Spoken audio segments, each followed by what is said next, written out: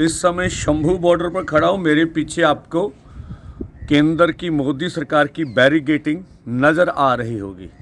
दिल्ली आंदोलन 2 जो अभी चल रहा है, आज हम लोग केएमएम की मीटिंग करेंगे। मीटिंग में जो भी एजेंडे आज होंगे, भी आगे नेक्स्ट जत्था कब जाएगा उसके बारे में भी विचार चर्चा करेंगे। जो केंद्र अभी कर रहा है, जो केंद्र वार्ता के लिए बिल्कुल तैयार नहीं है। देश के प्रधानमंत्री जी को देश के किसान मजदूर के हित में ना तो सोचना है, ना वो सोच ही रहे हैं। अकेला कॉरपोरेट घरानों को किस तरह से खुश करना, यही बात सोची जा रही है। जो परिस्थितियां अभी खनौरी की है, उनके ऊपर चर्चा की जाएगी। और जिस तरह से लोगों ने सहयोग किया पंजाब बंद के ऊपर, उनके लिए उनका धन्यवाद। और आने वाले समय खनौरी बॉर्डर पर किसान नेता जगजीत सिंह डल्लेवाल के अनशन को लेकर किसानों ने एक प्रेस कॉन्फ्रेंस की। इस प्रेस कॉन्फ्रेंस में किसानों ने कहा कि सुप्रीम कोर्ट की बनाई कमेटी के पास कोई भी संगठन अपनी बात रख सकता है। कमेटी किसी भी संगठन को बातचीत के लिए बुला सकती है। किसानों ने कहा कि उनकी बातचीत केंद्र सरकार से होगी, क्योंकि केंद्र सरकार ही वो अथॉरिटी है जो उनकी मांगों पर फैसला लेगी। तो हमें 3 तारीख के लिए दोनों फर्मों को चिट्ठी आई। जब पिछली बार चिट्ठी आई थी, हमने अपना स्टैंड क्लियर किया था।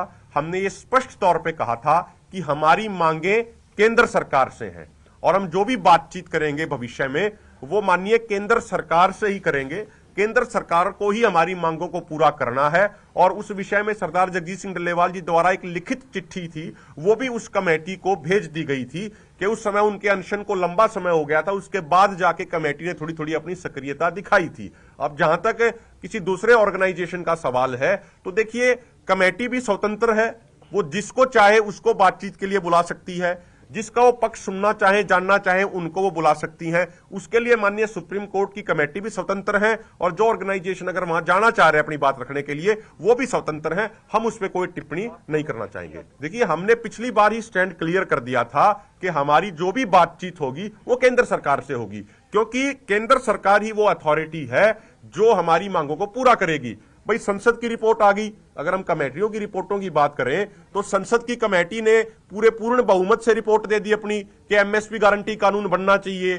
जो सुप्रीम कोर्ट की कमेटी, उसने अपनी इंटरिम रिपोर्ट में कह दिया कि एमएसपी गारंटी कानून बनना चाहिए। 2011 में माननीय प्रधानमंत्री जी जब मुख्यमंत्री होते थे, उन्होंने कंज्यूमर अफेयर कमेटी के चेयरमैन होने के नाते कह दिया कि एमएसपी की गारंटी होनी चाहिए। 2006 में जब यूपीए की सरकार थी, उस समय एक आयोग ने ही, कमीशन जो आयोग होता है वो कमेटी से बहुत बड़ा और पावरफुल होता है, तो जो सेंट्रल गवर्नमेंट द्वारा आयोग बनाया गया था, उसने 2006 में रिपोर्ट अपनी दे दी कि स्वामीनाथन आयोग की रिपोर्ट लागू होनी चाहिए। C2+50% फार्मूले के अनुसार फसलों का एमएसपी मिलना चाहिए।